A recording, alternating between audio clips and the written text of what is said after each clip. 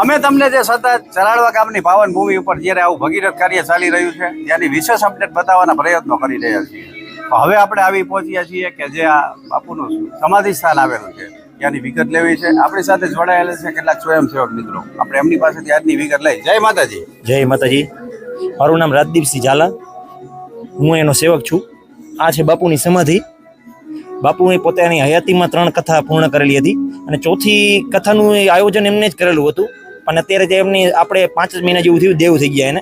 અત્યારે હયાત નથી, પણ એમનું જે ભાગીરથ કાર્ય હતું, બાપુની જે ઈચ્છા હતી તે નાના બાપુએ પૂર્ણ કરી. એમના પરમ શિષ્યથી અમરગીરી બાપુ જે અત્યારે મહંત પદે છે, એમને આ કથાનું આયોજન પૂર્ણ કર્યું. એમ બાપુની એવી ઈચ્છા હતી કે ચોથી કથા એક પૂર્ણ કરી નાખું. અત્યારે હયાત નથી, પણ એ અત્યારે હાજર છે અહીંયા. એ આપણે અત્યારે જોઈ આવી છીએ, બધા દર્શન કરવા આવે છે અને લોકોનું જાજા માણસો ભેગા થાય છે અને કથાનો આયોજનનો લાભ લે છે. બરાબર. ખૂબ સરસ. એમને માહિતી કે માયા ને મમતા તણો જેના હૃદય ન લાગે રોગ, એવો સંત સમરવા જોગ એવો દિવસ ઉગે દાદવા. ત્યારે આપણે ખૂબ જ ધન્યતાનો અનુભવ કરી રહ્યા છીએ કે જેવા આવા ભગીરથ કાર્યની અંદર જ્યારે વીઆર મીડિયા કામ કરી રહ્યું છે.